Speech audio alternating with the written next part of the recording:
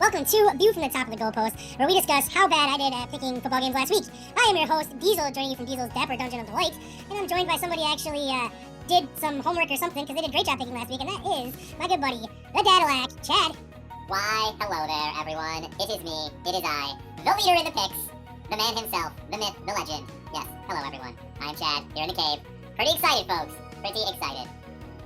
Yeah, I did not do good, as I said. I went 6 and 7, as you can see on the board, which is under 500 for the week, so that's pretty bad. And I've been having some pretty good weeks in the last couple weeks, but Chad went 10 and 3, won all 4 of the games that we had different, which means he takes the lead at 117-74 and 1, but still 116-75 and 1. I'm only a game back, and we'll see what happens. We still have week 15, 16, 17, and 18, so it's going to come right down to the wire, I'm sure, and I wouldn't have it any other way, but I guess let's just talk about games this week, and we can start it right off with Thursday Night Football. We have 16 games. I forgot to mention Chad got 2 in one of his bets. I don't know which one he got wrong, but I know, yeah. I got the over wrong in the San Diego-Miami game. That's what it was. Not San Diego, I still call it San Diego, sorry. The Chargers defense actually decided to show up for once. It was wild. I mean, they have a really, really good defense, so it's kind of shocking that, they've been so lame all year. Chad didn't react to my punt at all, and I feel kind of lame right now. I was looking at my remote. I didn't even hear the shocking. Oh, sorry. A round of applause for you, sir. I didn't mean to let that excellent word play. Anyway, Thursday night, we have the 9-4 San Francisco 49ers, not the Giants, traveling to the 7-6 Seattle Seahawks. I mean, this is like Custer's last stand for Seattle. San Francisco is favored by 3.5.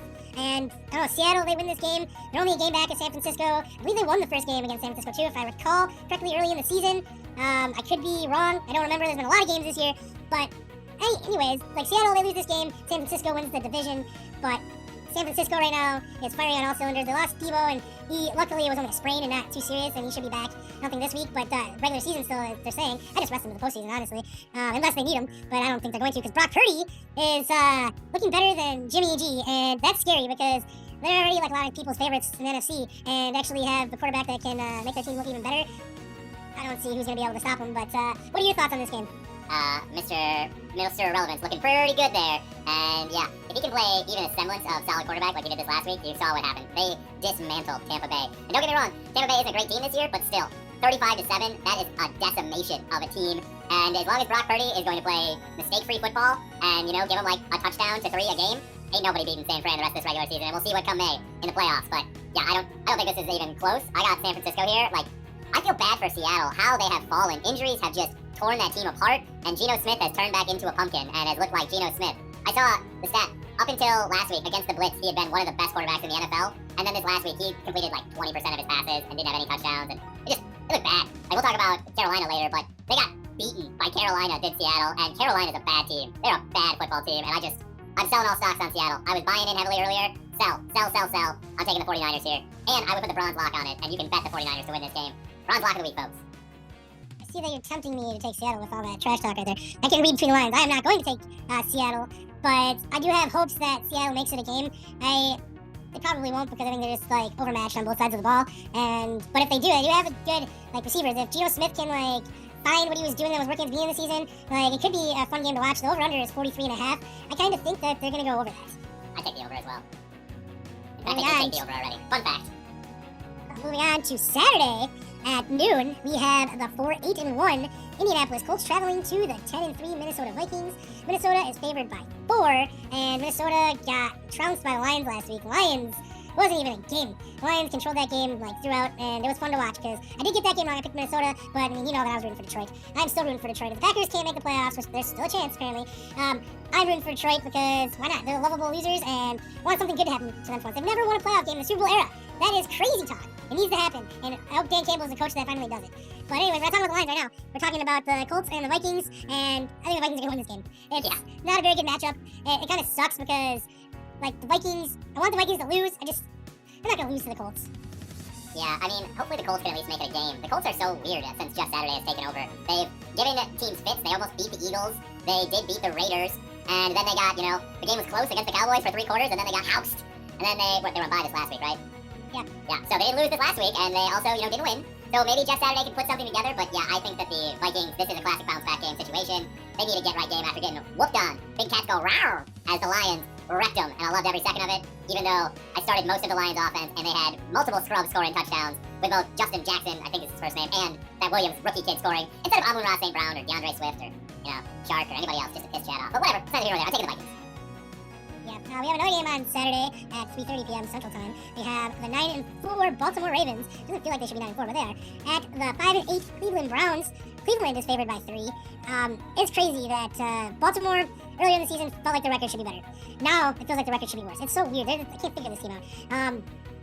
Lamar Jackson, he's not playing this week, right? I don't think That's so. probably why Cleveland is favored in this game.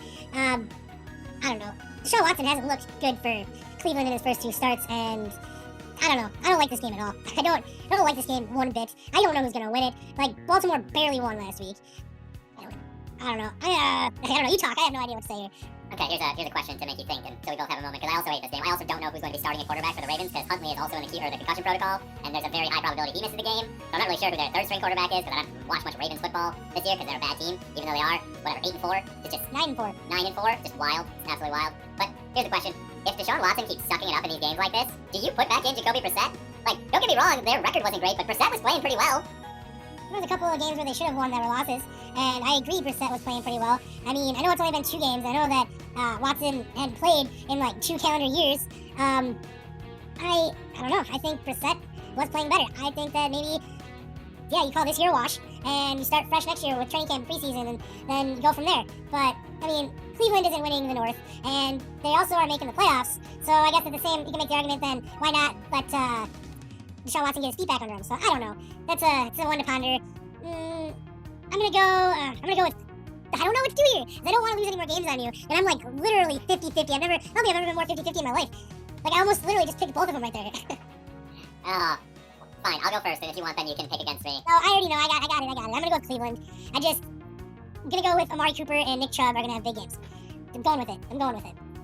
If I knew who was starting at QB for the Ravens, I would take the Ravens 100 times over, because I think Cleveland is in a free fall right now.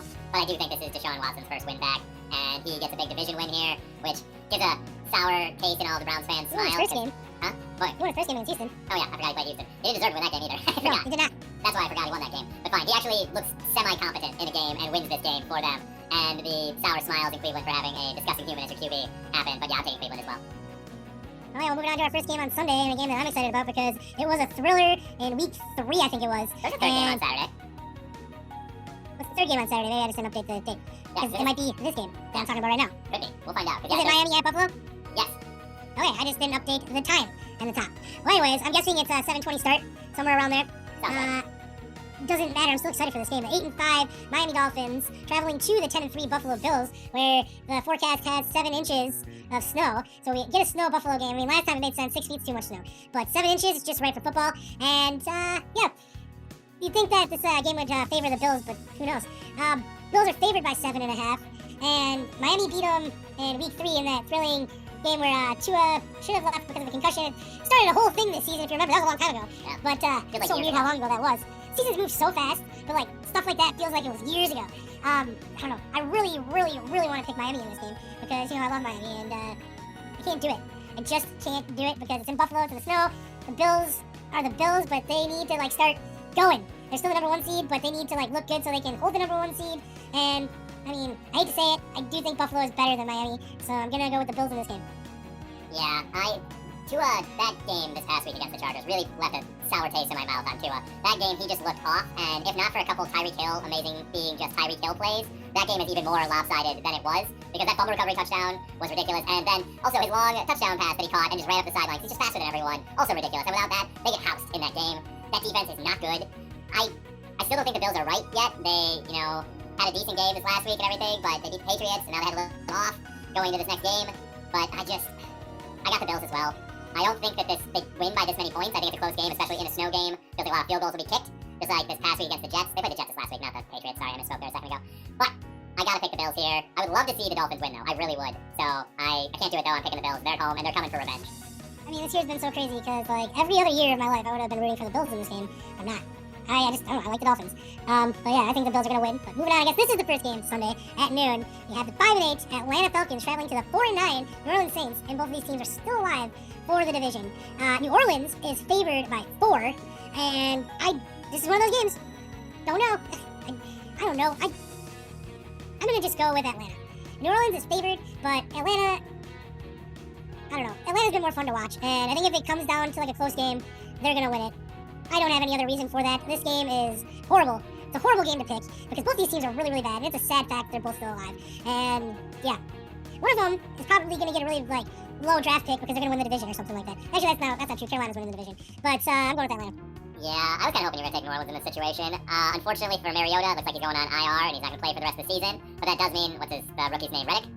I don't remember his name. Something like that. I think He's irrelevant. Yeah. He's not Mr. Irrelevant. He's just irrelevant. Wow. Until he proves himself. I think it's kind of exciting to get the rookie in there. He came from, I want to say, more of a running gun offense because that's what all college football is. So maybe they'll throw the ball around the field a little bit more. Drake London getting more involved. I don't believe in the Saints at all. Not that I truly believe in Atlanta that much, but I believe in Cordell Patterson more than I believe, I guess, in Alvin Kamara is the best way to put it. So I also am going to take the Atlanta Falcons. I really want to put a lock on this game because they've been the covering machines of the NFL this year. But with a rookie quarterback starting and it being in New Orleans, I'm not confident enough to put a lock on it. But I do really like Atlanta in this game, especially getting 4 points. It's a 42.5 over-under. I would probably take the under in this game. Yeah, I would agree on taking the under, except for this game has the propensity to have a lot of long plays where you have, Chris Olave going for, 60-yard touchdowns and then, them responding with Cordell Patterson ripping off a 75-yard touchdown or things of that nature. That'd be the only thing I would be concerned on, but I do like the under in this game. All right, moving on to the next game, we have 5-8 Pittsburgh Steelers traveling to the 5-8 Carolina Panthers. Carolina is favored by 2.5. Mitch Trubisky starting this game. If that's the case, I'm going Carolina all day. He looked real bad against Baltimore, and Carolina, even though Seattle is on a downfall, they still looked pretty good. Even with their offense not being so good, they still have a really, really good defense. And I'm serious. I think that Carolina's actually going to win the division, even with an interim coach and trading away Christian McCaffrey and trading away the quarterback that they started the year with, and all the stuff that's happened to them. I still think, it's a really weak division. I still think Carolina is taking this one home. Yeah, wow. Mitch the bitch Trubisky just sunk the Steelers game for me this last week. I'm very salty about it. That was one of my big bets of the week was I had the Steelers on most of my parlay cards because they should have beat the Ravens. They had 3 red zone interceptions. Come on, Mitch. That is just horrible. Horrible. Like that, you win the game. You lost the game by 2 points. You didn't get any of those field goals instead of throwing an interception. You win the game. You win the game. You freaking loser. Yeah, if he's starting, I got Carolina all day as well. With the way the concussion protocol is now and how hard it is to pass it seems like it didn't look like that bad of a hit on Pickett. Or not Pickett. Yes. No. Kenny Pickens. Yeah, then, yeah. Freaking, the fact that they have 2 rookies with PI, KK names in them is just very annoying. Whatever. Kenny, the quarterback, didn't look like that bad of a hit, but they got his bell rung and he didn't come back in, so I'm going to take Carolina, even though I hate this. This is a horrible game. It's a horrible game to be putting on this late in the season. Yeah, just go Big Cats. And the next game, we're not even going to take that long to discuss the next 2 games, I feel, because this one is the 12-1 Philadelphia Eagles traveling to the 3-10 Chicago Bears. Philadelphia is favored by 9, but I don't see a world, and I said this last week about the Houston and Dallas. I didn't see a world where Houston could beat Dallas, but it almost happened. And if they weren't stupid at the end of that game, Houston would have won. I'll talk about that in a minute. But I don't know. I just don't see a world where Chicago is going to beat Philadelphia, so that actually means Chicago's probably going to win. I'm still picking Philadelphia. Yeah, no, I know that Philadelphia is definitely going to lose another game this year, and this feels like it's one of those games where it's in Chicago. Could be kind of shitty weather. It's always blustery in Chicago, but that Chicago Bears defense is so atrocious. It doesn't feel like they could stop they're like a leaf. They couldn't stop a mild breeze right now. They are so bad. They lost to the Packers. Yeah, they lost to the Packers, and that's saying something. The Packers didn't beat them. They lost to the Packers. Yeah, so I'm taking Philly here. I would love to, once again, there's another game where that's 9 points. Seems like so many, and I would love to bet the Bears. But that Bears offense has been far too inconsistent for me to believe in them to be able to play in a shootout, which maybe it will be, but I just don't believe it. And that defense is so bad that I don't see them getting any stops to hinder Jalen Hurts and that Eagles offense in any way. Freaking Miles Sanders has personally doomed my fantasy season, and it hurts a lot, so dude is wrecking it up this year. Yeah, I could see this. If Philadelphia did lose this game, I could see this being a make or break kind of a game for them. It's either going to be, they lose this game and they're going to respond, and it's going to make them even stronger, and they go on a championship run, or they lose this game, and then their confidence takes a hit, and then they start to become vulnerable and limp into the playoffs. It's probably better for them if they win this game, obviously, but if that happens, if they do lose this game, they could end up coming out stronger, if that makes any sense. But who knows? We'll see. The next game, we're in kind of the same boat. We have, this one's at noon on Sunday. It's the Kansas City Chiefs. They're 10-3, traveling to the 1-11-1 Houston Texans. Kansas City is favored by 14, which I don't like that because we saw what happened last week against Dallas, and they're favored 17 against Houston. But yeah, Houston, I don't know what got into them last week, or what happened to Dallas, but wow, I thought for sure they were going to win that game. We got into the 4th quarter, I'm and especially the end, when they were down, on the 1-yard line, it's I would have kicked the field goal there, by the way, just because then you're up, then you got to force them to get a touchdown, even though they did get a touchdown, still. And I know that touchdown gets you the win. I don't know, it's old school thinking, but I just feel like things might have been different. I don't know. Kansas City's winning this game. I'm not debating that at all. that game was just like mind-boggling, especially since I had Dallas as number 1 in my power rankings last week. But a win's a win, and doesn't matter how you get it. If you get it, you get it, and it's all that matters. So, yeah, Houston getting the number 1 pick. But I don't know if they can even win another game. Yeah, I don't think they do win another game. I did say last week Houston does have a sneaky defense. They've got some players out there who can play, but Kansas City feels like a team that they're going to throttle Houston. The way that I thought Dallas was going to throttle Houston, and Dak just came out not wanting to play football. Like, Dak looked like he had missed a bunch of time this year. Dak has looked great every game since he's been back, except for this last week against Houston, where he threw 2 interceptions and just, he looked off. I guess we haven't really we didn't talk about how Kansas City almost lost to Denver, but that was actually a way better game than I thought it was going to be. It was almost a Sunday night game. I mean, it actually turned out to be a better game than the Sunday night game. Isn't that funny how that worked out? But I don't know, Kansas City, I know it was a division game, and that's all I'm chalking it up to. You know that Denver really wanted that game, and for Denver, that was definitely a moral victory. Like, they walked away from that game, and they probably felt like they won, even though the score said otherwise. They scored more than 21 points. That's a victory in itself. I feel like Denver won that game, to be honest with you. Like, it makes me feel like, what are you doing, Chiefs? But I don't think they can do that 2 weeks in a row. I think they realize that. I mean, they're a championship team. So I just feel like that they're definitely going to come out. And Houston, they might put up a fight for a little while, but I think by the time they get to the end of the game, it might be a 14-point deficit. So, we'll see.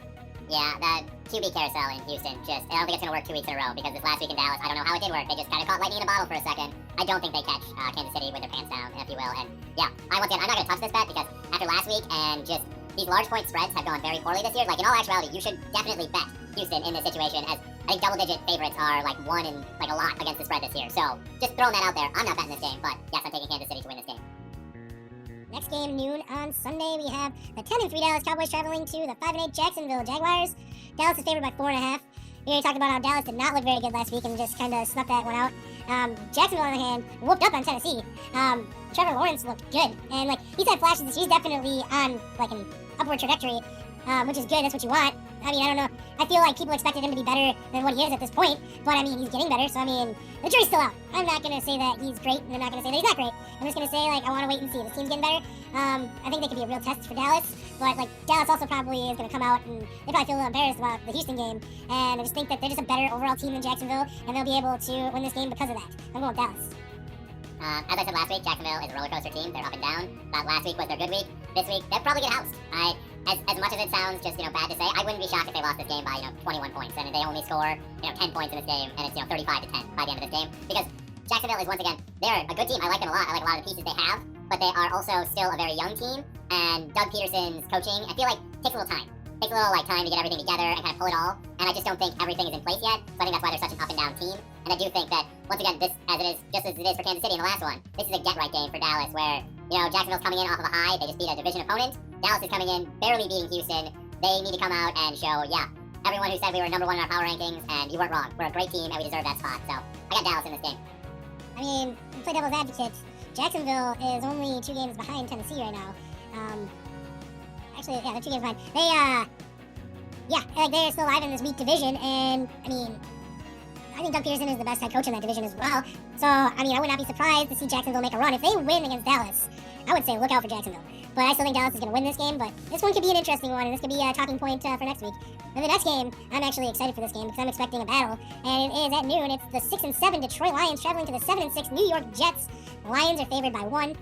It's 44.5 over-under, and I'm taking the over on that for sure, because both of these teams like to give up points, but they also like to score points. So I'm going to go with more than 44.5. I'm not going to put a golden lock on that because it's not my shtick. But, yeah, I'm 51-49 in this game. Like, I'm going to go with Detroit just because they are hotter. The Jets have lost a couple games and haven't looked good in the last few weeks. And Detroit has been winning, and they've been looking good. They've been looking like the team everyone expected them to look like coming out of Hard Knocks. And they, like I said earlier, I am rooting for Detroit, except for when they play the Packers in week 17. But other than that, I'm rooting for Detroit, and I want them to get in the playoffs. I want them to get a playoff win and see what they can do from there, because they have some talent. Their defense isn't the best, but their offense can score points. That's all that really matters. So I'm going to Detroit in this game. All right, Diesel. I still owe you that $20 from earlier in the year from the bet I made. How we go, double or nothing? I'll take the under in this game. You're going to take the under? Yeah. I mean, sure, I'm not really losing anything. You haven't paid me yet, so fine. Double or nothing. Nice. I do like the under in this game. I also like the Lions in this game. If Mike White, and I know he can play with, busted ribs and everything like that, and it probably won't hinder him as much, but I just wish he was more healthy, because I do think these defenses can actually put more clamps down than they like to give up yards, but they don't always give up touchdowns. So I feel like this could be a lower scoring game than people think it will be. I think teams, both of them might go up and down the field, but I think there could be a lot of mistakes in the red zone areas and maybe a lot of field goals and things of that nature happening. So I will definitely take the under, and I will take the Lions as well. I want to take the Jets, and I would if Mike White was healthy, but I think you are completely correct in the fact that the Lions are a hotter team, and I love me some Jared Goff. He did it for me last week. Do it for me again, Jared. Love your style. And people are Jared Goff haters, and I've never been on that boat. I've always been a fan of Jared Goff. I think this is the first game at 3:05 on Sunday. It is the 4-9 Arizona Cardinals traveling to the 3-10 Denver Broncos. I never thought I would see this again this season, but Denver is favored by 2.5. That's because Kyler Murray is out. I mean, Arizona has a bunch of injuries. Russell Wilson got knocked out of the game on Sunday, but I think he's gonna play. But I mean, that doesn't really matter. I think they'd probably be better off sitting him. I don't know where to go with this game because Colt McCoy, he's a decent quarterback. He's definitely a good backup. I mean, I wouldn't be mad if he was my backup. But I wouldn't want to have to throw him into games. He's done okay when he's had to play. I don't know where to go with this one. I'm gonna go with Denver just because they need to win. They can't just sit at 3 wins this year. Give them something. It's almost Christmas. Give them a Christmas present. Give Arizona another loss. Put the hot seat even hotter for Cliff Kingsbury, and maybe Arizona can get a better coach next year. Yeah, these next few sentences that I'm about to say, I can't believe I'm going to say, because truly, at this point in the season, there is no way in Blue Blazes I ever thought that I would be saying them. And that is, folks, this is the golden lock of the week. Take Denver. Denver's defense is way superior to Arizona's offense, who just looked like a bunch of children against the Patriots, who are a very good defense. But statistically, Denver's a better defense. Also, Arizona's coming off of a short week, because they just played on Monday Night Football. As we said with Denver, that game against Kansas City, though it was a loss, it was one of the most hated terms, a moral victory for Denver. And Denver, I think, may go on a little run here at the end of the year. Not going to do anything really, just besides hurt their draft pick, but I can see them winning. Their draft pick is Seattle's. Yeah, so yeah, they're just trying to burn Seattle. Some people just want to watch the world burn. So they're going to win some games here at the end of the year. Golden lock of the week, folks. They definitely win this game by more than a field goal. So I got Denver. It's 36.5 over under. I'm taking the under. I would also take the under. Excuse me. Moving on to 3:05 on Sunday, we have the 7-6 New England Patriots traveling to the 5-8 Las Vegas Raiders. Patriots are favored by 1.5. Las Vegas does not know how to win a game. I mean, last week's Thursday night game was actually pretty fun to watch, I'm not gonna lie. Watching Baker come back and win that game, doing exactly what Tom Brady did a couple nights before, but everyone was talking about it more when Baker did it. I don't know, I had a feeling it was gonna happen after that punt when Carlson was celebrating the way he was. When he got, that was a hell of a punt. Got all the way down to the 2-yard line. I just had this feeling that, I've watched a lot of the Raider games this year, because usually they're the only games on at the 3 o'clock. So I've seen them start a game and have a big lead, and then blow. I think they've blown 3 games this year with a 17-point lead. Yeah, might even be 4. That might have been the 4th one they just... Well, they didn't have 17 points. Oh, yeah, you're right, never mind, yeah. They only had 16 points overall in the game. Yeah. But still, I'm just saying, they've been known to blow some leads. I just had this feeling, and I was right. I mean, and yeah, it was aided by unsportsmanlike conduct call, because a grown man couldn't help himself and act like a child and knock the ball out of a guy's hand. Yeah, it might seem silly that that's a 15-yard penalty, but I mean, that's exactly why they have that penalty. It's because you shouldn't be acting that way, you know? That's how fights get started. So unsportsmanlike conduct, that's exactly what that was, knocking the ball out of someone's hand. I think it, by definition, is right there. Yeah, it's silly, but at the same time, I mean, it was a stupid thing to do, because for one, he just got a 9-yard sack, and you gave him 15 free yards, automatic first down, and then passed to Van Jefferson, game's over. It was, yeah, we're not talking about the Rams, we're talking about how bad Las Vegas looked at the end of that game, and Josh McDaniel, he's fired. They're gonna wait until the season's over, but yeah, he's not gonna be returning. Why would you bring him back? This team, they traded for Devontae Adams, their offense is, amazing, and this is what they get with, this great offensive-minded coordinator, and that's all he'll ever be, is an offensive coordinator. So, yeah. That being said, I think that Las Vegas will start out with a lead in this game, probably leading at halftime, maybe even have a double-digit lead in the third quarter, but by the end of the game, I have a feeling that New England is going to win it, and it's probably going to come down to last possession kind of thing. That just seems to be how Las Vegas operates. Don't play them in overtime, unless you're Arizona, because they'll do something stupid. But, yeah, I got New England. Man, I really thought you were going to talk yourself into taking the Raiders in this game. Not stupid. I mean, this is Josh McDaniel's Super Bowl, obviously, playing against his, former team, and with having... Belichick could care less. He really could. Yeah, no, Belichick doesn't give a shit about this. Or Josh McDaniels. The only thing that Belichick cares about is that if he beats him here, maybe he will get fired, and then he can rehire him as the offensive coordinator. Because we definitely need Patricia. Yeah, we definitely need an offensive coordinator, and we also need to get Mac Jones the F out the game, because, God, he's just... I know, we beat the Cardinals, but come on, it's the Cardinals. Yeah, and it's very apparent. The number of balls he just skied into the air for no apparent reason during that game, oh, threw that one away, oh, threw that one away, oh, threw that one away. And don't get me wrong, I know we were down both of our starting running backs, but our backup running backs were looking great. The play action should have been open. We had everyone on the field besides Jacoby Myers, besides Devontae Parker, who also got hurt and had a concussion during the game. But still, Mac Jones is garbage. Get him out of here. I got Bill Belichick beating Josh McDaniels. I just don't believe in the Raiders at all. And if we lose to them, though, I'm not gonna freak out. I wouldn't be the most shocked thing that I've ever seen, but I think Bill Belichick, we win here. Our defense is really firing, and Derek Carr just isn't very good. Yeah, unfortunately. I mean, Derek Carr's not even the problem. I couldn't even really tell you why they keep on losing these games. Because, like, they are so explosive on offense. And they have a good defense. It's gotta be coaching. Like, it's the only thing I can think. Or their owner's haircut. One or the other. One of the two. Moving on to 3:25 on Sunday, we have the 7-6 Tennessee Titans playing the 7-6 LA Chargers. Chargers are favored by 3, and I think that's fair. Titans are falling apart, and Chargers are looking better.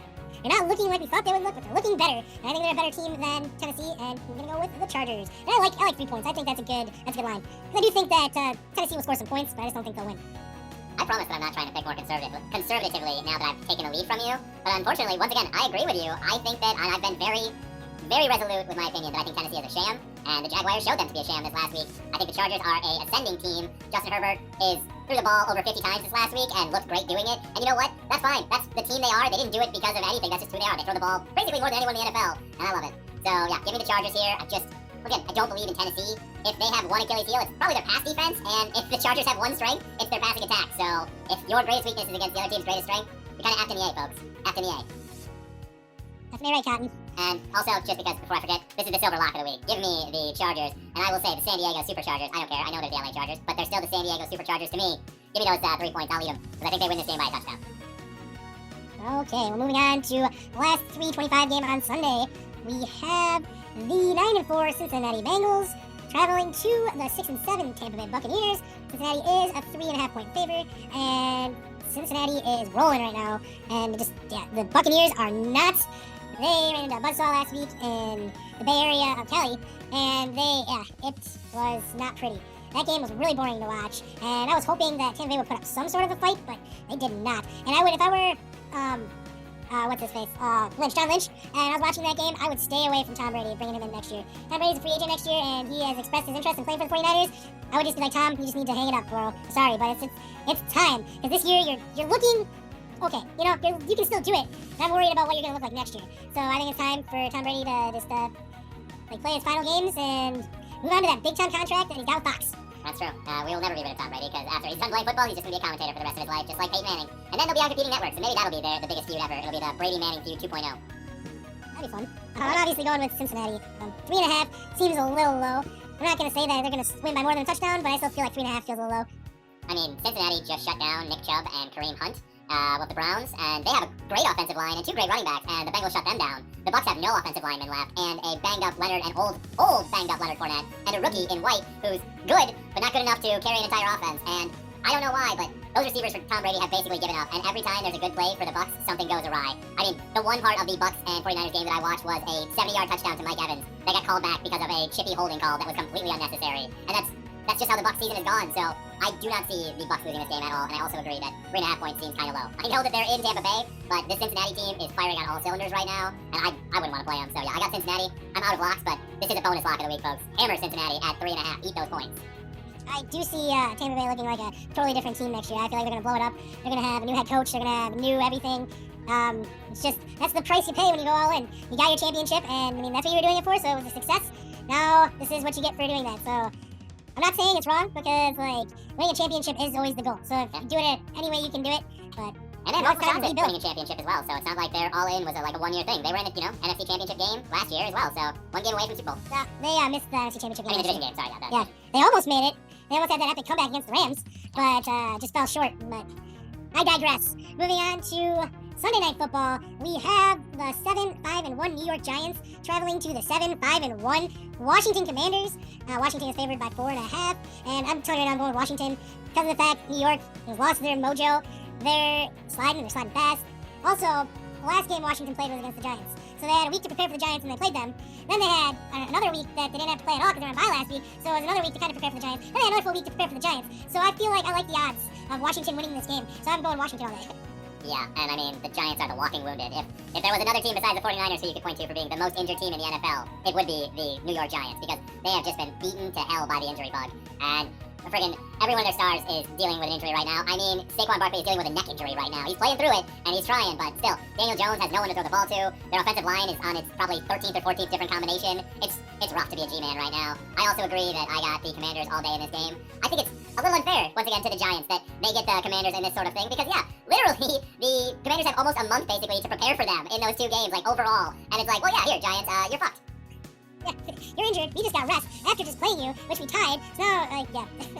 I think it'll be a fun game. The last game was fun. I just wish it wouldn't have ended the way it ended. Even though I did call it a tie last week. And if you don't believe me, you can watch last week's episode because Chad cleverly edited that in.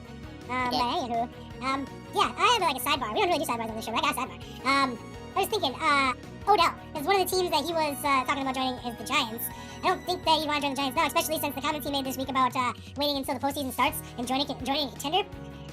What are your thoughts on that? Because I kind of have like mixed emotions about it. It's a little unfair, but like at the same time I can see his point of view. Like, what are your thoughts on it? I have really generally no qualms with ring chasing. I think it's, you know, you can go ahead and chase a ring, but I do think that it's a little shicey to wait till the postseason. Like, I think you should have to, I know, like, injuries happen, so that's why you can pick people up in the postseason, because you can't just go, no, once postseason start, like, your roster is set, you just have to deal with whatever may come, you just have to deal with it. So I get that, but it does feel a little bit shicey to not go, I believe enough in this team that I'll join them now, because, like, I mean, and right now, if you join the Cowboys, they're not guaranteed, but they're pretty much guaranteed a playoff position. If you join the Giants, they're not guaranteed a playoff position, but they're in a strong position to make the playoffs still.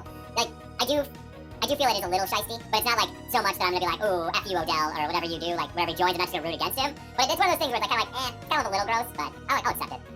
Yeah, I mean, I'm not gonna like gripe about it either. It's just, I don't know, it could hurt a team too, because there's no chemistry. Like, you put Odell on the Cowboys, they haven't played with him all year. His first snaps are in the playoffs, and Dak has no chemistry with him, like in-game chemistry, and that could be a big thing, you know?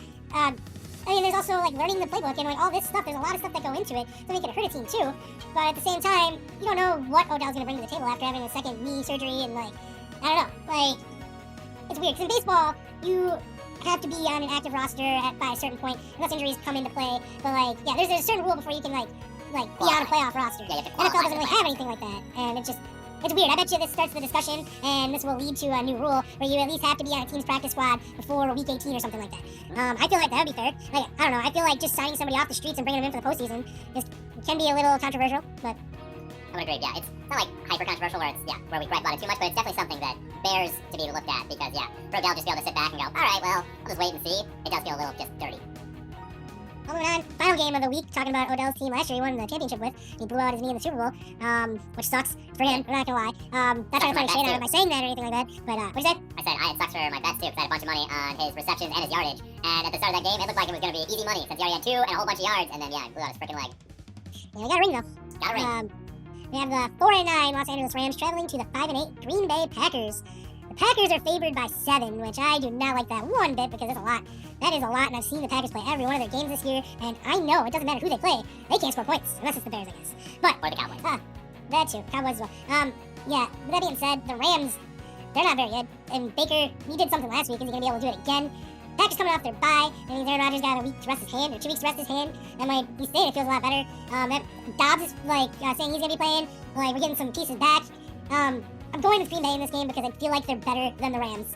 I feel like they're not going to win this game by 7. I feel like they'll be lucky to win it by 3, to be honest with you. They don't have that momentum. They just don't have that feel to me where they have this thing put together. But we'll have another week of Packer Nation being like, we're still alive. No, all we gotta do is beat Miami. We gotta win out and like have all this stuff happen and we'll make the playoffs with 17. It's like, yeah, it's true. All that is true. But like, all that has to happen and I just don't see it happening. But I do see them winning this week. So I'm going with the Packers and we'll see what happens. I could be wrong. I'll be surprised if I'm wrong. But the only thing I really hope for is we get another run inside the 5 from Aaron Rodgers where he outruns Jalen Ramsey for a 3rd consecutive year. That would be amazing. I can't believe he's done it twice. If he can do it 3 times, that'd be amazing. I mean, I can't argue with that fact right there.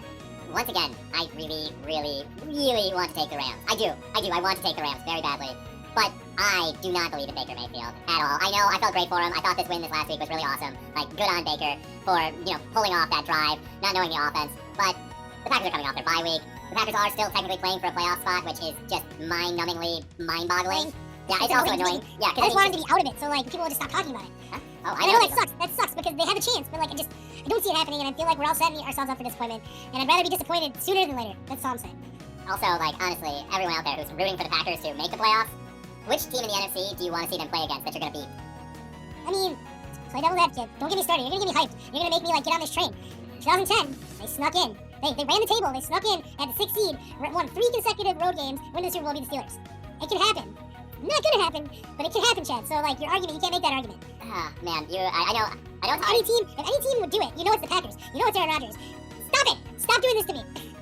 I'm fine. I'm taking the Packers to win this game. I do think that this is a good week for the Packers, coming off the bye, playing on Monday Night Football. Aaron Rodgers, if nothing else, is a man among men, or amongst boys usually on primetime games. A Monday Night Football game. Yeah, hasn't played one. This is their first Monday Night Football game this year, right?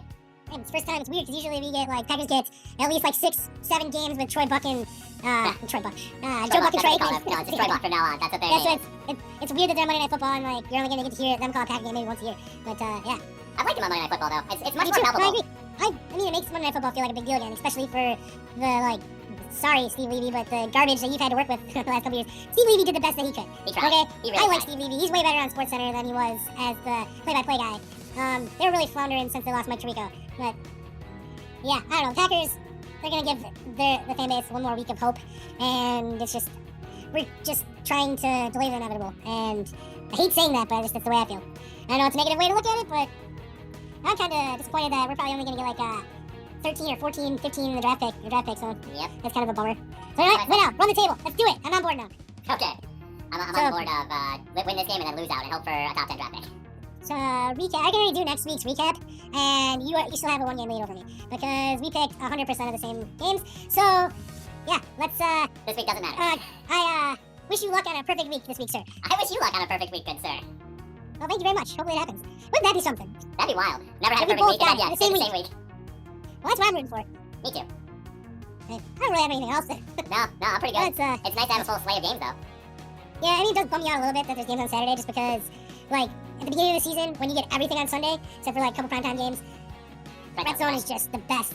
So that's the only thing that bums me out just a little bit, but, oh well, what are you gonna do? At least we have a nice split this week though, so it's not only like 1 3 o'clock game on Sunday. You know, they at least broke up because there's less games on Sunday this week because it's Saturday. Yeah, we have 4, so can't complain about that. And then we don't get the Octo Box, though, for the first game, because there's only 7, so Oh, we 7. don't get the Octo Box. There's Shit. only 6, my bad, because the Miami Buffalo game's on Saturday. Yeah, that's what I thought. You get the Hecto Box. Oh, look at us using big words, folks. You're learning terminology. Other than that, I think we should just wrap this thing up. I guess, you got any final thoughts? There. If you're not watching this on YouTube and you're listening to this, we're now on Amazon Music as well. So just No, another that's news spot. to me. Yeah, well, That's it just happened like something yesterday, so. That's actually pretty cool. Not gonna lie. Look at us. Look at us. We're moving up in the world. Obviously, as the chat said, if you're not watching us on YouTube, that's cool. Thank you for listening. But we are on YouTube. You can search Visionaries Global Media, and you'll get to see every episode that we've done of this podcast so far, I believe. Or maybe there's a couple that we missed at the beginning. It was a kind of a... Just kind of thought of this like the day before we started doing it. And it was also week 2, so that was, yeah. Anyways, this is going real great. You can follow me on Twitter at Diesel_VFTR. You can follow Chad on Twitter at Chads_mind. You can follow a cat butt by following us on YouTube, Visionaries Global Media. You can also listen, or you can follow Visionaries Global Media on Twitter at Viz Global Media. You can also join the network. Send a sample of your podcast into visionariesglobalmedia@gmail.com. It will be listened to, and it will definitely be added unless, like, you don't meet the requirements, but it's not very easy to not meet the requirements for us. We have an open door policy, I guess. Pretty I don't know all what I'm trying to say. All inclusive, there you go. So yeah, send them into visionariesglobalmedia@gmail.com. You'll be heard on, apparently, Amazon Music, Apple Podcasts, Google Play, Spotify, iHeartRadio, Stitcher, SoundCloud, Podknife, and Podable. And probably so many more. Yeah, so many others. We still have to wrap up the show, Diesel. This is still you from the top of the goalpost. It's still View from the Top of the Goalpost. That's right, welcome back. And bye. I am Diesel, leaving you from Diesel's, whatever Dungeon of Delight, Dapper Dungeon of Delight, or whatever, I don't know. This is a train wreck. Thank you, Chad, for joining me. Maybe we'll do this thing again next week. I don't know.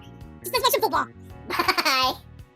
Welcome to View from the Top of the Goalpost. I am your host, Diesel, joining you from Diesel's Dapper Dungeon of Delight, where it's always dapper and it is the holiday season. Can't tell because I shoveled behind me, so we're all clear with the snow and it's a nice sunny day. And I am joined today by the man who lives in the cave, and also is very festive with his happy holidays on his sign. We have the Dadalac, Chad! Oh man, I freaked the camera up. I'm moving my arms too fast right there. Hello, everyone. Yes, I'm Chad. I'm also wearing a festive Yep, I'm Jolly shirt, so double holiday cheer. Stone Cold, yeah, that's very festive as well, obviously. Oh, yeah. But yeah, hello everyone. Here to pick some games. Still in the lead. Still digging that. Yeah, obviously Chad's still in the lead because last week we picked 100% the same, so we both went 11-5. Chad is now 127-80-1. No, I'm 127-80-1. Chad is 128-79-1. Chad's 2 or 3 bets, he went 2-1. And we also made another bet that we can't 100% remember, but I think I won. We're pretty sure you so won. yeah, we'll have to look back at the footage later, and it's a booth review. Yeah, Chad, throw that in there when you're doing this edit. You got it, buddy. You know how to do that. Okay, well, this week is an interesting week because I cannot remember in the history of my life seeing so many NFL games on a Saturday. Yeah. Like, I mean, they've been playing Saturday games for years and years and years and years. But, like, the majority of, like, it's Sunday on Saturday this week, and it's weird. Freaking me out. But, obviously, we're going to start on Thursday, because we have Thursday Night Football, and it is the 6-8 Jacksonville Jaguars taking on the 7-7 New York Jets. Jacksonville is favored by 1.5. And it's, yeah, I mean, Mike White is most likely out. Like, they're holding out hope. Like, he was holding out hope, but, like, they basically, no, you have a broken rib on a short week. Like, maybe if it was Sunday, we'd let you go, but, yeah, he's not going to play, and that's probably why Jacksonville is favored. And plus, I mean, they just came back and beat the Cowboys, which was, I don't know, I didn't see that coming. Like, I thought 2 weeks ago I had the Cowboys number 1 in my power rankings. Are they even in my top 10 anymore? I don't know, I didn't do a power ranking this week. You should have thought about that and discussed that. But, We're real good at discussing things before shows. I don't know, we're planning wizards. But, I don't even know where to go with this game because Jacksonville's hot. The Jets are not. The Jets are banged up. Jets are fighting for a playoff spot, but so are Jacksonville. I really, really want to go with Jacksonville. I really, really do. And if Zach Wilson wasn't the quarterback, if like Mike White was quarterback in the Jets, I would pick them. I think the Jets might actually win the AFC South. The Titans are falling. Like the Colts and the Texans are out of it. I actually think Jacksonville is going to be the winner of that division. It's weird to say, but I don't know. I just have this feeling, and they're going to get this win, and they're going to get a game closer to doing that. Hey, remember everyone a couple weeks ago when I said go out there and place a bet on Jacksonville winning the AFC South because at that point it didn't look like it was very feasible? Well, I hope you listened to me because 100% Jacksonville is taking the South. Trevor Lawrence is on fire right now. I really do want to pick against Jacksonville here because they did just play an overtime game and I know they won, but it was a very emotional win and I can't believe that guy, A, caught that ball off of the ground. There was maybe an inch from that ball hitting the ground in overtime and then not only caught it, but ran it back for a pick six to beat the Dallas Cowboys. Like, it was absolutely wild watching that game. Trevor Lawrence has apparently flipped the script. He now looks like the person he was supposed to be. The prospect that everyone said the best prospect since John Elway. And hell, this past couple weeks he looks like it. And against that Dallas defense, he lit them up. And yeah, I'm picking Jacksonville here. I don't like it. I would love to pick the Jets. And once again, I would agree with you. If Mike White was playing, probably would take the Jets. What's the over-under in this game? 37.5. Jeez, that is low. Nothing. I'm not gonna do anything. Yeah, I wouldn't either. I don't know. To your point on Trevor Lawrence, is it Trevor Lawrence or is it Doug Pearson? I mean, look at when Doug Pearson was head coach of the Eagles. Look what he got out of Carson Wentz and Nick Foles. Those guys have done nothing in their career, like, without Doug Pearson, really. Nick Foles has bounced around and stuff, but he's never had as much success as he has under Doug Pearson, and he can say the same exact thing as Carson Wentz. So, I don't know, I think that Doug Pearson is really good for Trevor Lawrence, and in a way, the Jaguars lucked out that they messed up on hiring Byron Leftwich, because I think that Doug Pearson might be the better option for a young quarterback. So, yeah, I'm excited. I really do want the Jaguars to win this division. They're kind of like the Lions in a way where, like, they're the lovable underdogs, and wouldn't it be cool to see a Lions-Jaguars Super Bowl? Like, how cool would that actually be? The Big Cat Bowl. I'd be losing my mind. I doubt that's going to happen, at least this year. Maybe in the next few years. Both these teams are on the rise, so we'll see. The first game on Saturday, Christmas Eve, is at noon. We have the 5-9 Atlanta Falcons traveling to the 9-5 Baltimore Ravens. Do you know the status on quarterback situation in Baltimore? Is Lamar still out? Is Huntley starting this week?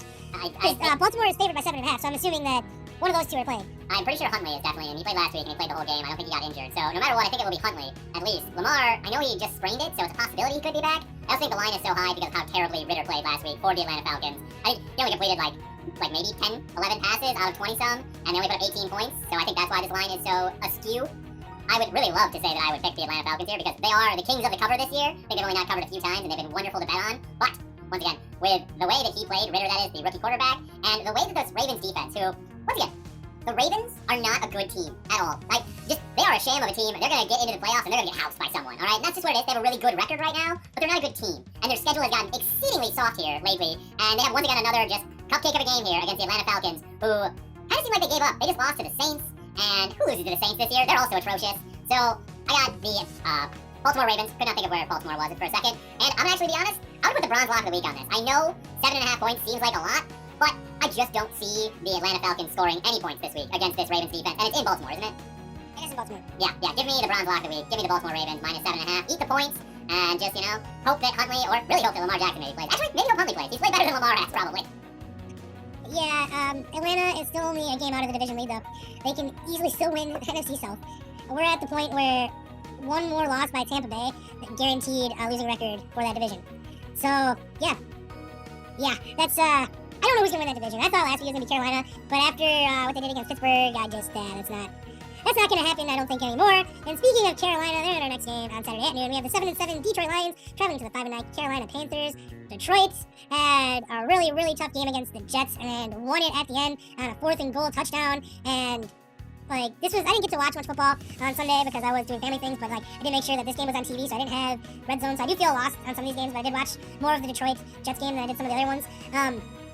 I still thought Detroit looked good at times. There were times where they were playing sloppy, but the Jets were playing sloppy too. They're both really, really gritty teams, but Detroit's hot. And that's why they got that win. That's what I said last week. That's why they're going to beat the Jets. I think Detroit's winning again this week, and yeah, they're fighting to get that wild card spot, and I'm all for it unless the Packers can get it, and they're going to have to go through Detroit to get it. So, but right now I got Detroit. Another Big Cat Bowl. Love these games because no matter what, that means a Big Cat is going to win. Also means one of them's got to lose, but that's okay. Where I'm going with this game is pretty obvious. I am selling all stock on Carolina. I never really bought into Carolina this year, but I thought there was a chance. I don't care about the NFC South. They are a dumpster fire, and the way it's looking, they're going to get to host a game against the Dallas Cowboys. That's the way it looks like this cookie's going to crumble, and whoever is hosting a game against the Dallas Cowboys, I'm sorry, I am definitely picking against the NFC South team. Picking against the NFC South team here as well. No way in hell am I taking the Carolina Panthers. Even though the Lions are probably due for a letdown because that's who they are and they're the Lions, I'm still going to take the Lions this week. And what's the line on this game? 2.5. Yeah, this is the silver lock of the week, folks, because give me the Lions. Once again, we're going to eat some points this week, folks, because I don't trust whatever quarterback is starting for the Carolina Panthers, and I do trust Jared Goff. Do it for me again, Jared Goff. I've said the past 2 weeks, and you've pulled through, so one more time for the money, baby. All right, moving on to the next game on Saturday at noon. We have the 11-3 Buffalo Bills traveling to the 3-11 Chicago Bears. Buffalo is favored by 8.5. Do not like that line. I actually feel like this game is going to be closer than people think. The Bears don't have anything to play for. Like, at this point, why not beat the Bills just because they're the Bills? The Bills right now, I feel like, could definitely be looking to the future and overlooking the Bears, and it's in Chicago on Christmas Eve, so you know it's going to be cold. I don't know. I really want to take the Bears. I'm not going to take the Bears, but I mean, if you give me the 8.5 points, I take the Bears. I feel like this game's going to be closer. It's going to be less than a touchdown, like 6-point game. I think the Bears are going to hold with the Bills because the Bills just, I don't know, they play down to their competition. Look what they did against the Packers and look at some of their losses this year. I'm taking the Bills, but definitely taking, if I was betting, I would take the Bears with points. Yeah, I'm not going to put a lock on this game or anything like that, but I do love the thought of putting some money down on the Bears to cover 8.5, 9 points, because if you look at the Bills this year, every single game they played against the NFC North has been a close competition where they've had to have a knockdown, drag-out fight, and yes, they won 2 of them, but they did lose to the Vikings, and they almost lost to the Packers, and hell, like they almost lost to the Lions. They should have lost to the Lions, exactly, on Thanksgiving. This is another big spot on Christmas Eve. I can see, once again, my favorite expression this year, apparently. This now is the Bears Super Bowl, because yeah, they have nothing left to play for. Big Christmas Eve game. Take the points, but in all good consciousness, I just can't pick the Bears to win. Justin Fields just doesn't have enough weapons around him, and I do feel like that Bills defense will get some turnovers because he seems to be a little bit turnover prone at this time. So yeah, give me the Bills. Okay, moving on to the next game at noon on Saturday. We have the 5-9 New Orleans Saints traveling to the 6-8 Cleveland Browns. Cleveland is favored by 2.5, but I don't like this game at all because I can easily see Cleveland's defense not showing up and New Orleans making a few big plays to win this game. I don't like this game at all. I'm going to go out on a limb, and I'm going to say New Orleans wins this game. Wow. I don't know, I just have this gut feeling that New Orleans is going to win. Like I said, I just feel like for some reason Cleveland's defense isn't going to show up. And you got Kamara, you got Olave. I don't know, just got a feeling. Yeah, what's the over-under in this game? 31.5. That's low. Yeah, that's really low. I was looking at some of the betting lines before we started. That kind of supports my theory of a couple big plays are going to win this game. Yeah, I think that this game will definitely hit the over. I think there'll be a few more points scored in it. I don't agree. I think as much as he sucks as a human being, I think Deshaun Watson slowly getting his feet under him, and it's going to look more and more Deshaun Watson-like as we go forward. I think the Browns win this game, and yeah, give me the Browns. Not putting any money on it, though, because I'm just not going to bet on the Browns. But I will bet on the over, because that's just a game. I mean, if I were the Browns, I would be tanking right now to try to get a top 10 pick. I mean, like, I think Stefanski's job is safe. This year was different. Like, they put him in a weird situation. They traded away his quarterback, made him play the majority of the season with a backup quarterback, and knowing that Deshaun Watson was going to come back after not playing for 2 years. So I feel like Stefanski's job is safe. Or the Browns, they take the opportunity and try to get a top 10 pick, and, like, you know that they're going to be good going forward. They have good, like, pieces in place. It's just maybe add a couple more. That's all I'm saying. Moving on to Saturday at noon, we have the 7-7 Seattle Seahawks traveling to the 11-3, almost 10-4 Kansas City Chiefs. The Chiefs are favored by 9.5. And, excuse me, after last Sunday, I don't know how you could in good conscience give the Chiefs 9.5 points, or have them favored by 9.5 points, because they almost lost to Houston.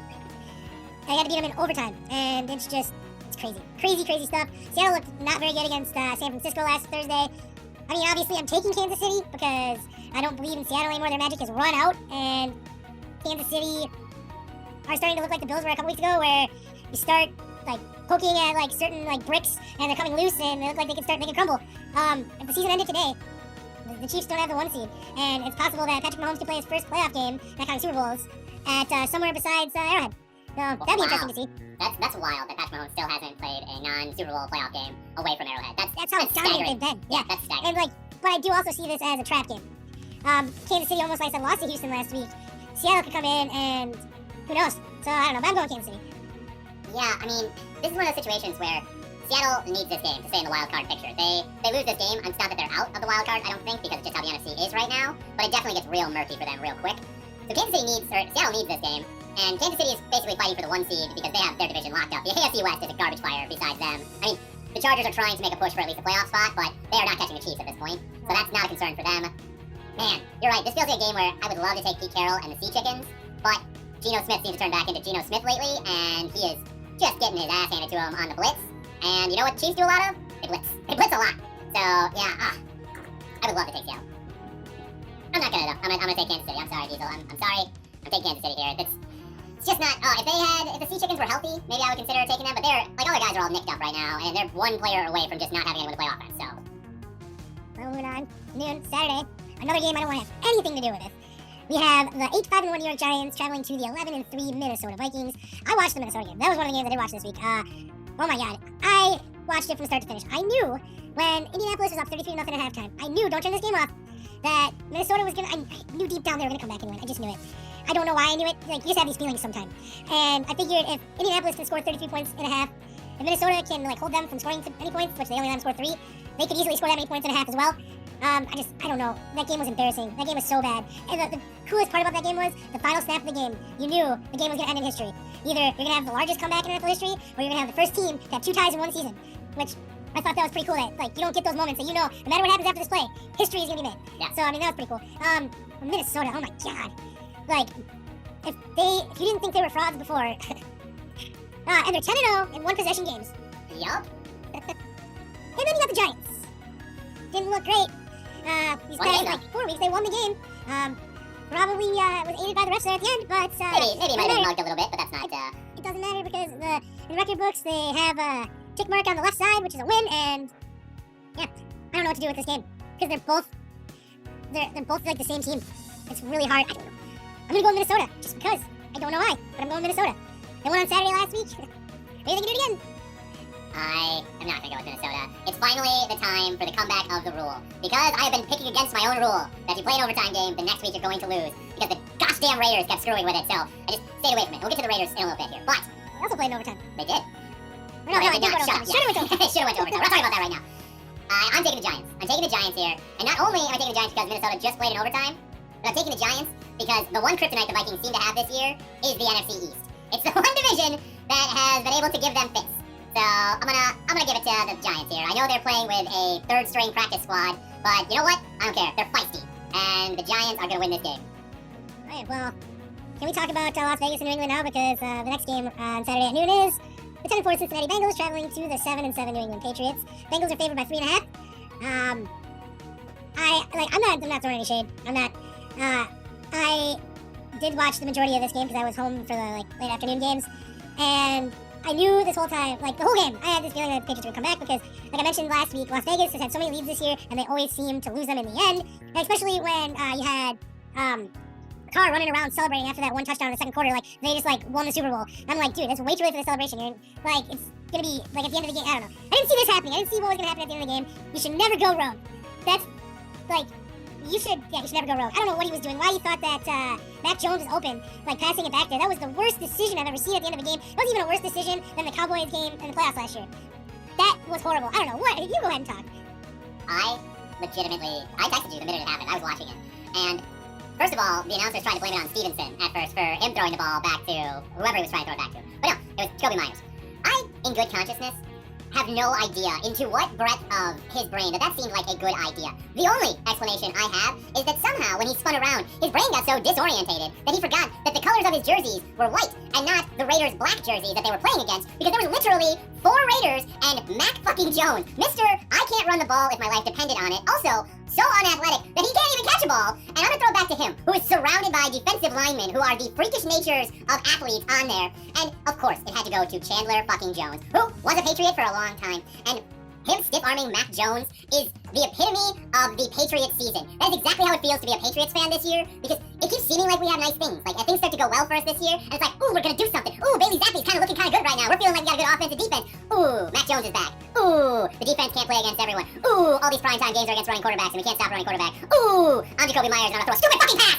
I should have overtime. We have Nick fucking Folk. Like, I know the time is running out, but in no situation should you be running a hook and ladder play when you are fucking tied. Like, that is the worst play ever. Yeah, if Bill Belichick wanted to run a hook and ladder, he wouldn't have called a fucking draw. Yeah. But like, I don't know, I just get this image of him, Myers, saying, oh look, it's Chandler Jones, I know him, and throwing him the ball. And it reminds me of, you ever see Leave It to Beaver, the movie? When he's playing football, he gives the ball to his friend because he knows him and he runs the other way and he's on the other team. That's what it reminded me of. Like, I know him, here you go.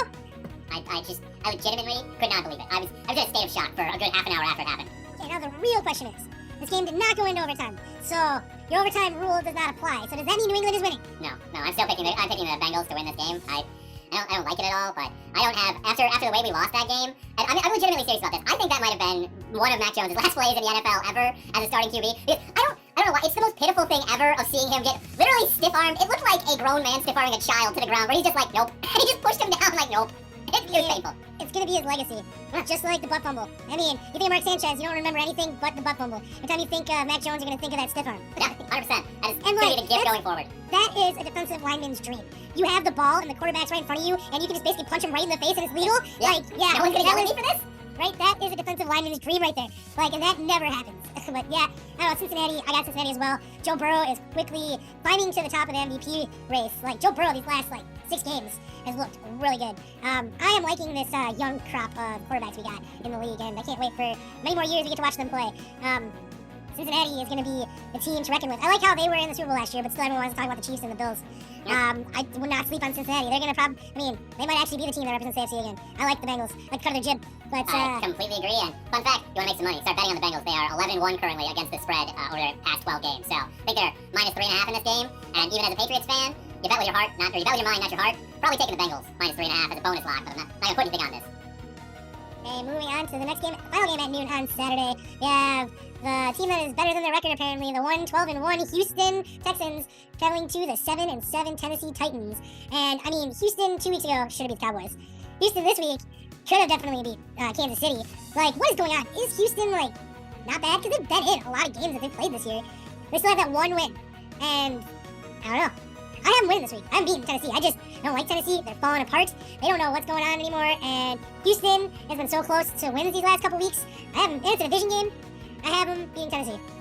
I said it before about Houston, and I'll say it again. They have a sneaky defense. It's not good, but it's better than everyone thinks it is. And they just are opportunistic. Like, they turned Dak Prescott over twice a couple weeks ago. They turned over Patrick Mahomes and the Chiefs a couple times this last week. Somehow Houston's defense keeps them in the game with their absolutely anemic offense. And at this point, they're running a 2-quarterback system with Jeff Driscoll also lining up at tight end. Like, this Houston Texans team makes no sense at all. I am not picking the Texans, so once again, Diesel, you got a shot. You can take a game on me, 'cause I'm taking the Titans, because not only did the Texans just play in overtime and lose in overtime, Derrick Henry also statistically dominates the Texans. I think sans, who did he just play against who also does really good against, but they lost? The Jaguars. The Jaguars and the Texans are the 2 teams that he has the most yards against. And the Texans are the team that he has the most yards against. So I got Derrick Henry just running up and down the field on him. I don't care if Malik or Ryan Tannehill is playing, whichever one. I got Derrick Henry and the Titans. Yeah, I forgot to mention that Tennessee is 5.5-point favors. And I don't know, Houston's been chomping at the bit. And, obviously they're better than a 1-win team. They've had some games they weren't like the Lions last year that were leading a bunch of games and then lost them at the end. But they have hung in with a lot of teams and a lot of good teams. They even almost beat Philadelphia early in the season. Houston, it's so weird that they only have 1 win. You'd think that they would have won a couple of those games, but they're going to win this week, I'm telling you. All right. I like your confidence. Okay, 3:05 on Saturday. We have this game that means nothing because we all know who's going to win it. It's the 7-6-1 Washington Commanders traveling to the 10-4 San Francisco 49ers. 7 short games ago, the 49ers were 3-4. And look how that turned out for them just a few weeks later. They haven't lost. They're 7-0 in their last 7, and they're 7.5-point favorites against Washington. And Brock Purdy, like I said before, is perfect quarterback for this offense. I mean, they have a good, plug-and-play offense that, and he's really good at managing it. Adding Christian McCaffrey didn't hurt, obviously. Even with Debo still, hurting and not playing probably, they're still a really good team. I do not see Washington winning this game at all. So, Merry Christmas, San Francisco. You're going to win your division.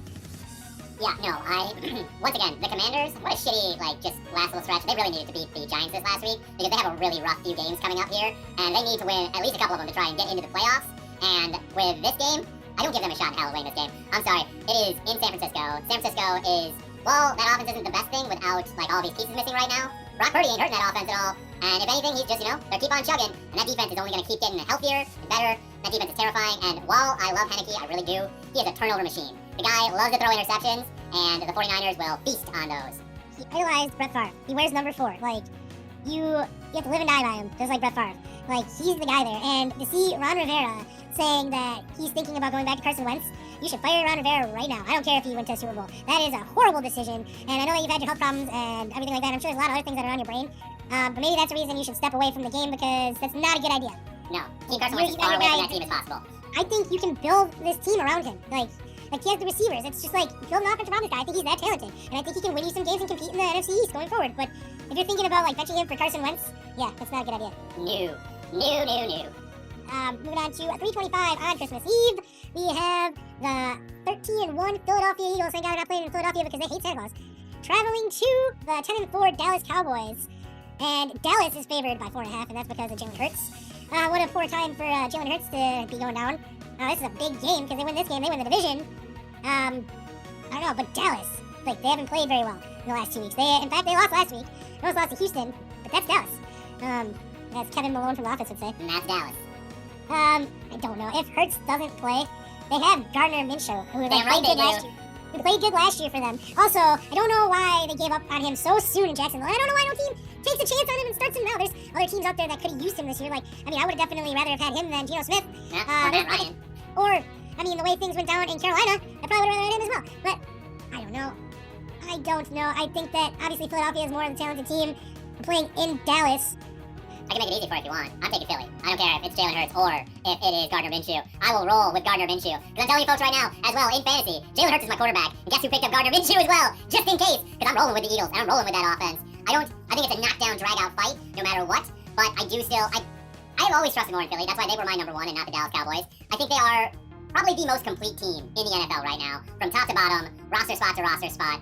They truly do not have a weak spot. They have people who can play and play damn good at every single level. And once again, even if it's Gardner Minshew back there, that dude can play. And Gardner will be ready to play. So I got Philly. Yeah, I'm picking Dallas not because of anything you said, just because of things I've said in the past. I do feel like Philadelphia is going to finish the season with more than 1 loss. And I also feel like it's going to come in division. I think this is the perfect scenario for Dallas. I can't pick against Dallas in this game just because of every advantage that is falling into their lap right now. Even losing last week and almost losing to Houston should almost be like a wake-up call. Now, maybe they were looking ahead at Philadelphia. Maybe that's what happened. Who knows? I don't know. This game, I do feel like it's probably going to be the game of the week. Obviously, it should be. There's no other game on the schedule this week that is, top of the marquee.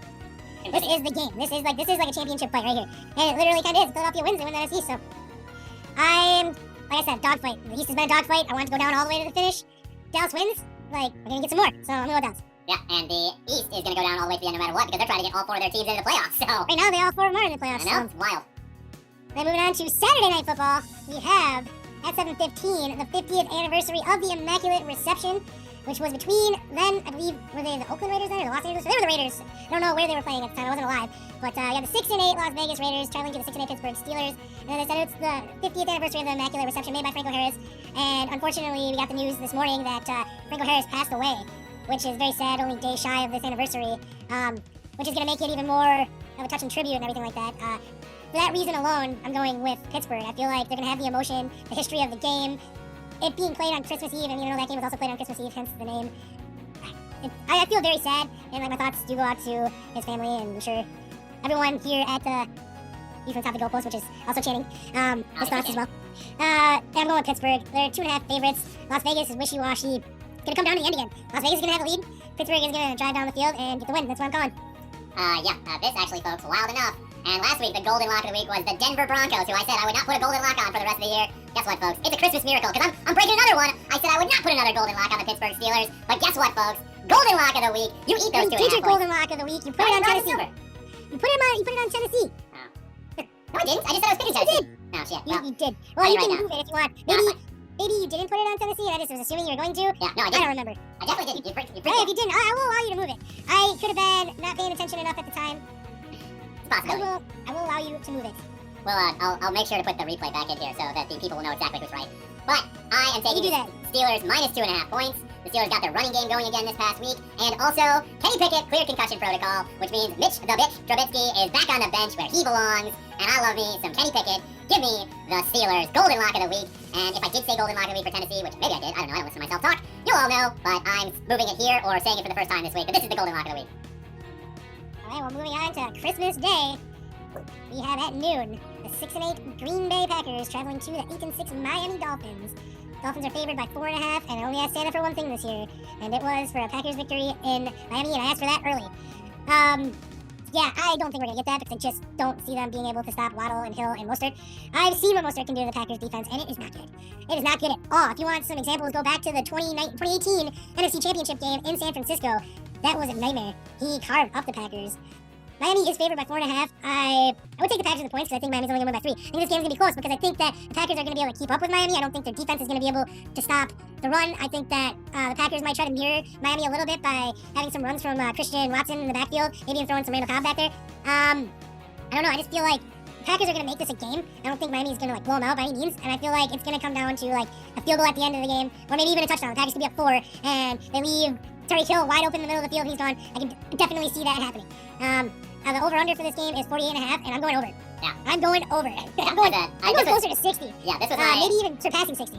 This is my other choice for Golden Lock of the Week. That's why I just don't feel like I said it for Tennessee, but maybe I did. But because I was thinking of taking the Golden Lock of the Week for this being the over, because I don't see either of these defenses stopping the other team at all. It is hard to play in Miami in the heat when you're a cold weather team, and I feel like that really impacts the defense more than it impacts the offense usually. And Miami's defense is just not very good. So I see a lot of points being scored in this game. But yeah, I'm going to take Miami to win the game, and I feel good about it. I think this is where the Packers' playoff hopes come to a crashing halt, because I don't see them going into Miami winning this game. Now, if they do, then you know what? Maybe they have a shot to win in the divisional round of the playoffs, but this is not a Super Bowl contender team, in my opinion. Their playoff odds rose to, I think, like 66% after winning on Monday Night Football, which is like asinine when it was down to like 10 a couple weeks ago. Wow, those percentages are a bunch of bullshit. I know. If the Packers do win in Miami and it's Christmas Day Miracle, I could see them beating the Vikings at Lambeau week 17, and then fighting for the 7th spot in the playoffs week 18 against the Lions. I could legitimately see that being a scenario. But first, they gotta get past Miami, which I don't think that's gonna happen. I just don't think it's gonna happen. They get ripped up by talented players, and Miami has way too many of them. And, the Packers defense is just not good enough. And all these Packer fans are, sitting around here yes, we're still in it. Everyone's, I do enjoy the positivity. I'm not gonna lie. But at the same time, to be realistic, we beat the Bears and the Rams these last 2 games. The Rams suck. They don't have anybody else playing this year. All their good players are out. The Bears are... they're basically a minor league team. They can put on a team like that, players, but they're not ready for the big leagues right now. So those are the teams that we just beat, and everyone's all like, yeah, we're in it. Winning is contagious. Winning does create confidence. But you also gotta remember the teams you're beating. Miami is neither of those teams. And I don't see them stopping Tyreek Hill and Jalen Waddle, and it pains me to say that because I want them to win this game so bad, because I know what it means if they do. But I just don't see it happening. I concur. Moving on to the 3:25 game on Sunday, another game that nobody cares about. We have the 4-10 Denver Broncos traveling to the 4-10 Los Angeles Rams. Denver is favored by 2.5, and I have Denver winning this game. The only people that care about this game are the Lions and the Seahawks fans, because they have both these teams' first round pick. Yeah. If you're a Lions fan, you're rooting for the Broncos. If you're a Seahawks fan, you're rooting for the... whatever, you know what I mean. You said it right. It's weird for a Seahawks fan to be rooting for the Rams, though. Yeah, it is, but, they have to. Yeah. They want that pick. I agree. I just don't care about this game, and I just don't really want to talk about it, so I'm just going to pick the Broncos, because they have a better defense. And that's the reason they won on Sunday. Their offense didn't win it for them, that's for damn sure. That is correct. We also, we have Sunday Night Football this week. It is another game that I just don't give a damn about. I can't believe that this is the game that they picked for Christmas Day for Sunday Night Football. We have the 6-8 Tampa Bay Buccaneers traveling to the 4-10 Arizona Cardinals. Tampa Bay is favored by 6.5, and I'm obviously going Tampa Bay because again, Arizona is hurt. They don't have Kyler Murray. They're just not a good team. Tampa Bay's not a very good team. They played really good in the first half against Cincinnati, but then the second half, they're like, what's football? I don't remember how to play this game. Tom Brady, it's very sad to see. Tom Brady's never looked worse in his career. I hate to see it. And I don't care, you can say what you want about Tom Brady, and I've never been a Tom Brady supporter, but I still don't want to see it. But I got Tampa Bay in this game because Arizona is probably worse than the Bears. Yeah, once again, this is another game that I don't feel like we need to talk about. I do understand why they put this game on Christmas Day for the Sunday Night Football. Beginning of the season, Tampa Bay was supposed to be really good. They were just going to run it back. This is supposed to be Tom Brady's final swan song. And also the Cardinals were supposed to be good. I know you never believed in them, but a lot of us did. But now that there is no one left on that team, I really hope it doesn't save Cliff Kingsbury's job, though. Kyler Murray got hurt because he deserves to be fired. That team is a bad, bad team. They're poorly managed. They're poorly coached. But at this point, it kind of feels like the same thing could be said about Tampa Bay. And yeah, this game just sucks. But yeah, I'll take Tampa Bay to win as well. Tom Brady's got to win at least a couple more games. Air raid offense is not a good scheme for the NFL. It might work in college, but not in the NFL. But yeah, I don't know. It's I hate it. I hate it a lot. It's Christmas Day, and that's what they give us. We get 3, like the Packers. Dolphins game is the best game on Christmas. Yeah, we should have rotated that to the top of the slot. Yeah, I mean, I can see the thought process when they made the schedules. Denver and LA. The Rams just won the Super Bowl. Denver got Russell Wilson, and like on paper at the beginning of the season, yeah, that could be a good matchup. Same with Tampa Bay, Arizona. But what we're actually getting is like a flat tire. It's a flat tire. That's the way I look at it. And then Monday Night Football, same thing. We got the 8-6 Los Angeles Chargers traveling to 4-9-1 Indianapolis Colts. Chargers are favored by 3.5. The Chargers are way more talented of a team than Indianapolis, and they're starting to actually figure it out. They are going to get in the playoffs. I think that they will probably be the 6th seed. Where they go from there, who knows? But they're finally getting healthy. They're getting Bosa back. They're Mike Williams, the defense Keenan is Allen. like looking a lot better too than it has been. It looks like Herbert's like healthy again. Keenan Allen and I always forget his name for some Mike reason. Williams. Running back. Austin Eckler. Austin Eckler and Mike Williams too. Like they're just way more talented than Indianapolis. And I would be, and I mean, I guess I'm not going to say ever again this season that I would be shocked if a team beat another team because yeah. But I would put money on Los Angeles to win this game. That's what I'll say. Yeah, this is the only thing that I want to talk about this game. I'm taking the Chargers real quick. That debacle of Jeff Saturday losing that game for the Colts is why we were all right about Jeff Saturday. No offense to the guy as a human or anything like that, but sorry, buddy, you look like if Diesel or I went out there and coached a professional football team. You obviously know not what the fuck you're doing. Like, there is no way in hell you lose a game that you are leading 33-0 at half. That is just ridiculous. Yeah, there's a reason why they usually don't just throw an inexperienced coach into the head coaching position. Usually you gotta rise up the ranks. I mean, I'm not gonna say that Jeff Saturday doesn't know football. He played in the league for a dozen years and at one of the toughest positions too, at center. Yeah. But I mean, that doesn't necessarily qualify you right out of the gates as a coach. Maybe an offensive line coach, you know. Yeah, and like, I don't know. I mean, you've been around coaches your whole life too. I don't know. Maybe I don't know what I'm talking about. You know, who knows? And it's not like Jeff Saturday was ever gonna get the job anyways. I mean, this is probably just fan service. Like, hey, look, it's one of your favorites. One day you'll be able to say, hey, remember when Jeff Saturday was the coach of the Indianapolis Colts? Wasn't that cool? It'll be a fun that's trivia probably all it fact. was. Yeah. Especially when they retire his number into their circle of fame or whatever the hell the Colts have, because everyone has one, so. But yeah, no, I got the Chargers by far. Chargers, I agree with you, will probably make the playoffs, especially with all of the AFC East teams just beating the piss out of each other right now. Like, for a little while, it was looking like 3 teams out of the AFC East might make the playoffs. At this point, we're gonna be lucky if 2 of them make it, because the Dolphins are also kind of falling apart, so we'll just see. Hey, my prediction right now is looking good that the Dolphins will finish with a better record than the winner of the AFC South and still not win the AFC East. That is very true, your bold prediction from way back when.